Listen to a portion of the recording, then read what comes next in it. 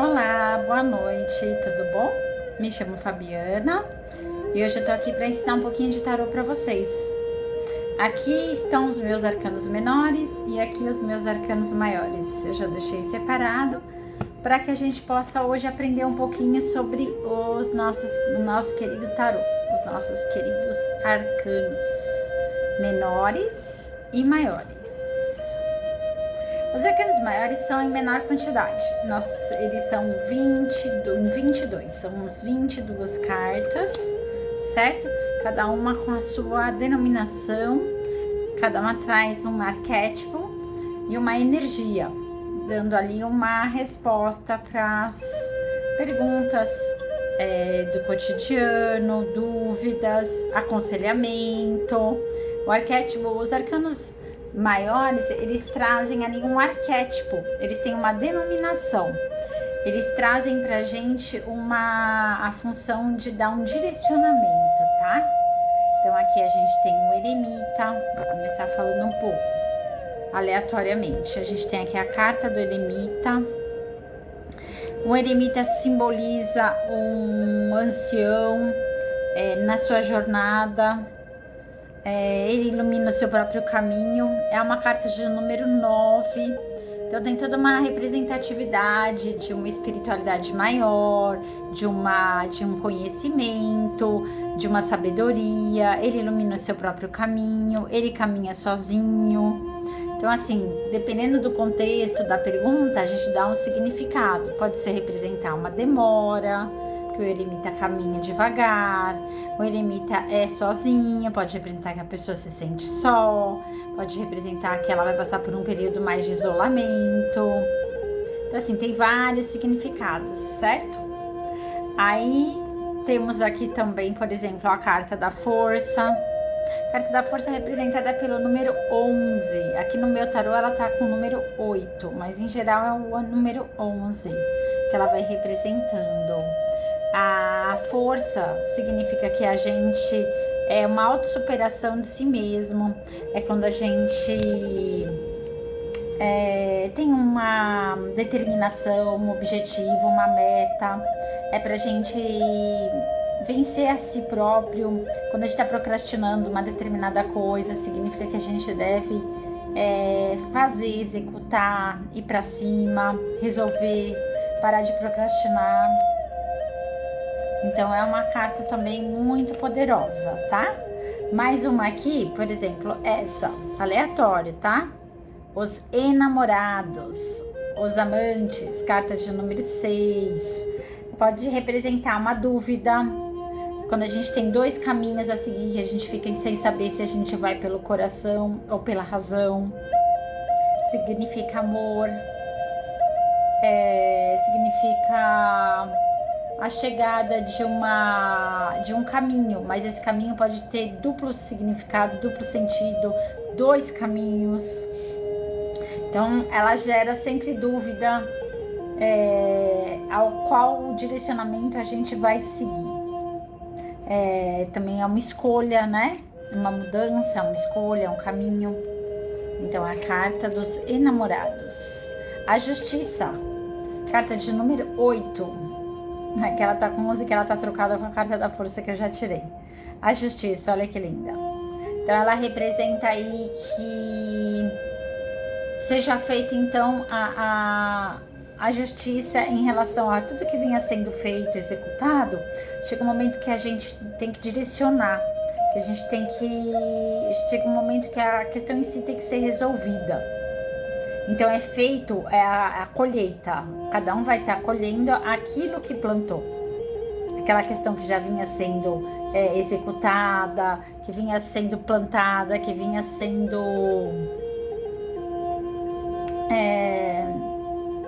trabalhada, né, digamos assim. Aí chegou o momento da gente colher os frutos daquilo tudo, do que já vínhamos fazendo, tá? Isso assim, eu tô falando por alto, mais ou menos o que significa cada carta. Aqui a gente tem o mago.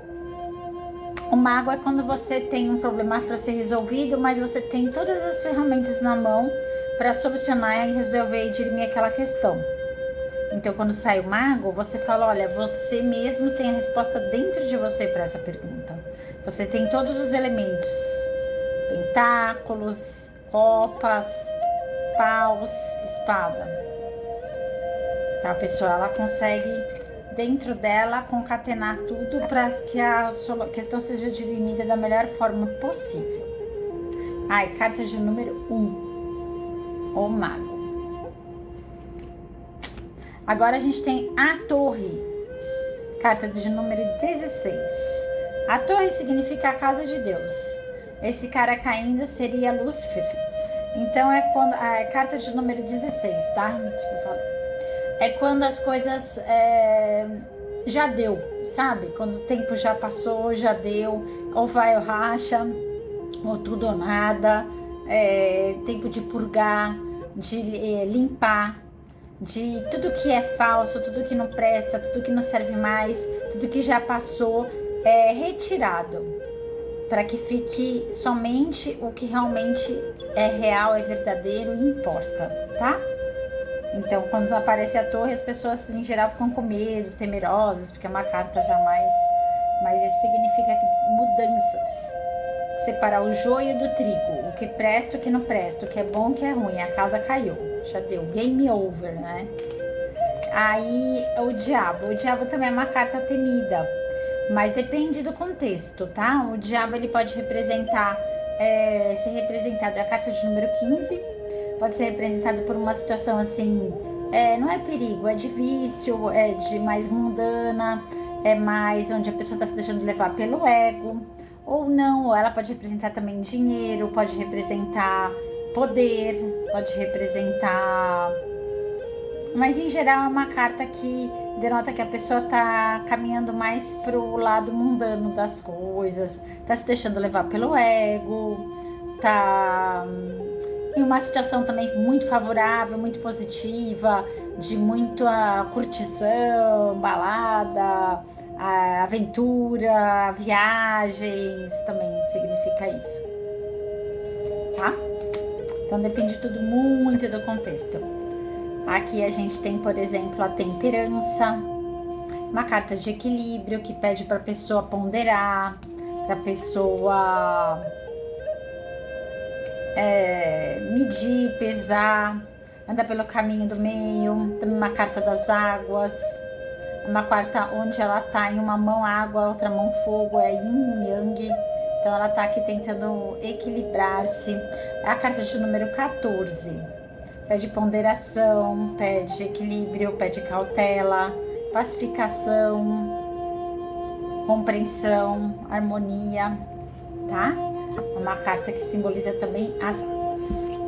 A carta de número 13, a morte, é uma também das mais temidas no jogo, mas ela representa não só morte, não quer dizer que vai morrer, quer dizer que vai mudar, que os caminhos estão se modificando, às vezes estão fechados, porque mais para frente vai surgir uma nova mudança, uma abertura de novos caminhos, que é aquilo que é velho, que já terminou, que tem que botar um fim, que tem que esvaziar a mochila, que tem que deixar o velho ir para o novo chegar. Então ela é uma carta de mudança também desafiadora dentro do nosso tarô, a morte. Aí temos aqui o Hierofante, que é a carta de número 5, que é uma proteção espiritual. Sempre que ela sai, representa que a gente está com os caminhos abertos, com proteção. Representa mudança também, que é uma carta de número 5. Mas é uma mudança já foi feita a fase, já está em processo final. Já foi feita toda aquela abertura de caminho, tudo que era velho já saiu, agora é só esperar a chegada do novo, entrar. Então, uma carta também bem positiva, onde a gente percebe que a gente está com bastante proteção, tá? Aí a gente tem aqui a próxima carta, da Lua. A Lua representa um contexto assim, meio obscuro, de noite. A Lua às vezes ela aparece que ela tá cheia, às vezes ela não aparece, ela tá obscura. Então tem ali uma certa obscuridade. Pode representar a traição, pode representar que tem algo ali na situação que a gente não tá vendo, tá? Então é uma carta que tem um lado nem sempre é claro, muitas vezes tá obscuro. Assim, eu tô falando resumidamente, tá? A sacerdotisa, a carta de número 2, representa também, ela tem ligação com a parte emocional das águas, né? Que tá sempre que aparece muita água, é porque tem a ver com a parte emocional, né? A sacerdotisa também, ela coloca uma questão espiritual, de evolução, de aprendizado. É uma mulher mais sábia, mais madura, mais velha, de conhecimento, de sabedoria, de ponderação. Tem a ver com magia, tem a ver também que ainda está se conhecendo, tem coisas que ainda estão ocultas a ela, dela mesma. É um processo de autoconhecimento e aprendizado muito grande, que é toda vez que aparece a sacerdotisa. A próxima é a carta do Sol. O Sol representa brilho, vigor, dinamicidade, muita energia, né? O Sol é a carta de número 19, é uma carta bem positiva, mas também pode representar excesso de poder, arrogância, controle. Então tem que tomar um pouquinho de cuidado quando aparece essa carta para não ir pro lado sombrio dela. Mas é uma carta extremamente positiva que representa energia, alegria, expansão. Se for um projeto, é para alinhar e fazer dar certo. Representa também a expansão do universo, tá? A próxima é a carta de número 12, o enforcado, o de pendurado, né? Na verdade, ele não tá enforcado porque ele tá preso pelo pé. Então, é uma pessoa que se vê numa situação ruim, mas na verdade não tá tão ruim assim. É ela que tá se vendo enforcada, mas ela não tá, inclusive ela tá presa porque ela quer. Então é uma pessoa que tá vendo tudo de ponta cabeça, que tá enxergando as coisas com muita nebulosidade, muita confusão mental, muitas barreiras, enfim. Mas que se você for olhar a fundo aquela situação, ela não tá tão desfavorável assim. A pessoa que tá até de uma certa forma exagerando, certo? Próxima carta, o louco. Carta de número 0 ou 22. Mas ela é o 0 mesmo, né? Que ela inicia o tarô. O louco representa que a pessoa não tá muito consciente das coisas que ela tá fazendo. Ela tá fazendo tudo às avessas. Ela também tá ali num precipício equilibrado por um pé só. Tem um cachorro ali pegando o pé dele. Então isso significa que ele também tá se arriscando, ou que ele tem que se arriscar. Às vezes a pessoa tá querendo, não sabe se vai ou não vai, para ela ir, para ela se julgar. Então tem esse duplo sentido. Ou ela tá se julgando demais, tem que ter um pouquinho ali de controle, né, de ponderação. Ou se ela não tá fazendo nada, ela tem que começar a fazer, agir, se julgar, fazer as coisas, se lançar, novos projetos, novas aventuras, viagem, enfim, relacionamento, para ela também se lançar um pouquinho, porque parado nada acontece, a vida é movimento. Então pede para a pessoa movimento, tá? A próxima é a roda da fortuna. A roda da fortuna, tudo que sobe desce, tudo que desce sobe, certo? Ela é a carta de número 10. É uma carta que vem lembrar que no universo nada fica parado, como eu estava falando ali do louco, tudo é movimento. Tudo que hoje, se você tá lá em cima, amanhã você pode estar embaixo. E assim vai. Então, se sai essa carta e você tá desfavorável, significa que tudo pode, do nada que vem tudo. Então, de uma hora para outra, as coisas podem mudar, pode girar, pode começar a acontecer, transformar e vai girando. E não é porque você tá em cima que você nunca vai cair, e assim sucessivamente. Então, os projetos podem vir a dar certo, como se tiver tudo certinho, tem que tomar cuidado que a coisa pode, de uma hora para outra, virar. E tudo é aprendizado, e tá tudo certo, e também não tem problema se acontecer isso, porque são nas adversidades que a gente mais evolui, mais aprende na hora da dificuldade, na hora das perdas. É ali que a gente vai crescer, aprender, melhorar. Afinal de contas, ninguém tá aqui a passeio e ninguém vai ficar aqui para semente, né? Aqui é a carta a Imperatriz, não, a Estrela. Confundi, a carta de número 17, a Estrela. Significa que sempre tem uma esperança, um presente. É como se fosse a caixinha de Pandora. Quando a gente abre, vem ali um monte de surpresa, um monte de coisa legal. Presentes.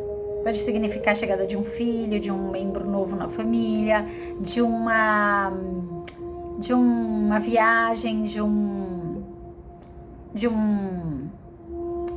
aumento não, uma promoção, né? Uma ascensão profissional, material, ou mesmo dentro de um relacionamento, uma fase boa, próspera. A Estrela, uma carta positiva. Aí, o Imperador, carta de número 4. O Imperador significa quando ele sai que é uma pessoa já mais poderosa, dominadora, de certa forma, centralizadora, representa um autodomínio, um poder, uma ascensão, uma pessoa de posses, uma pessoa que tem influência, que tem poder, ou que tem muito ego também, mas de qualquer forma uma pessoa que tem, que carrega ali muita coisa nas costas também, que tem grandes responsabilidades. Então, o Imperador, tá? É rimo de família.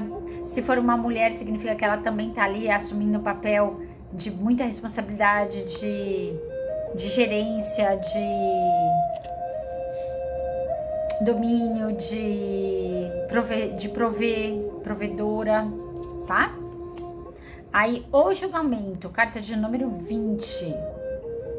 Significa que já houve toda uma batalha, já houve ali toda uma luta, e essa causa foi ganha, né? Que agora vão vir os louros da vitória, o prestígio, que significa o juízo final. Aqui são as trombetas, né? Os anjos tocando as trombetas. Então é onde a pessoa também, ela chega ao fim de uma grande batalha, finalmente ela vai poder descansar, tá? Com vitória, ou ao menos ter paz, né? Aqui, a Imperatriz, carta de número 3, representada por Vênus. Então, significa aqui que a pessoa tem prosperidade, ela alcançou um grande posto, casou, ela tá grávida, ela vai ter filhos, ela tem uma colheita farta a ser feita. Então, é uma carta que representa prosperidade, positividade, realização. Poder, também cuidado com excesso de poder, com autoritarismo. Então sempre puxar para o lado positivo, da harmonia, da pacificação, da alimentação, né, do sagrado feminino, tá? Aí a próxima é o Carro, carta de número 7. Pede direcionamento, qual caminho seguir e rapidez. A partir do momento que a gente define o caminho, o carro corre com velocidade, mas há de se escolher o caminho, direita ou esquerda, segundo os 2 cavalos, as 2 esfinges, enfim. O carro pede um caminho, direcionamento e velocidade. Agora a próxima carta e última é a carta de número 21, que é a última mesmo, o Mundo. Então, representa aqui os 4 elementos, né? A pessoa tem ali todas as medalhas, as vitórias. Ela já percorreu toda uma batalha, todo um caminho. Chegou ao fim com êxito, glória e sucesso. Essa carta, o Mundo, ela significa que a pessoa conquistou, conseguiu percorrer, né? Ou que ela ainda está percorrendo, mas que com certeza ela chegará ao final com glória, com êxito, mesmo com todos os percalços que ali tiveram. E ela, ao longo dessa caminhada, desse percurso, ela conquistou ali sabedoria, conhecimento, autocontrole, autoconhecimento, né? Então ela teve êxito e glória em todas, ela passou por diversas situações onde hoje ela obteve o êxito em todo esse percurso que ela teve que andar até chegar aqui. Então, quando sai essa carta, significa que a pessoa, se ela ainda não chegou lá, é sinal que ela chegará, após percorrer todo o caminho a ela destinado, tá? Então, esses aqui foram os arcanos maiores. Quando eu jogo o tarô, eu jogo primeiro esses e depois eu puxo os menores. Os menores a gente fala que são os arcanos fofoqueiros, né? São os arcanos não, são as cartas fofoqueiras. Os menores, eles são compostos do As ao 10 e depois os arcanos da corte. Valete, dama, rei e rainha. E do As ao 10. Então, cada um também... E são 4 naipes. Pentáculos, copas, espada, pentáculos. Tem a carta de copas. Aqui é a espada. Então, nós temos 10 cartas de cada naipe, mais os 4 da corte, né? Os 4 naipes da corte. Paus, né? E essas cartas e o copas, né? Então, são 56 arcanos menores. Aqui, pra gente usar também como consulta, como direcionamento, como aconselhamento. Então, sempre eu leio, tô lendo também os arcanos menores. Depois eu vou falar deles. E é isso.